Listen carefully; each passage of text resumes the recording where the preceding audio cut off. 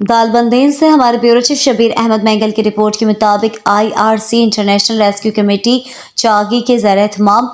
2 रोज़ा workshop circuit house दालबंदेन में बनवान child protection और gender based violation case management के हवाले से IRC के CP मैनेजर अब्दुल रहीम कासी की सरबराही में मुनक़्क़द हुई, जिसमें Dalbandin education department, police, levies press club Dalbandin के सदर मोहम्मद बख्श बलोच, डिस्ट्रिक्ट प्रोसिक्यूटर नूरूस खान जौहर, महकमा सेहत के सईद बलोच, कतर चैटी के नूर अहमद हुस्नी, तरक्की फाउंडेशन के कादिर संजरानी,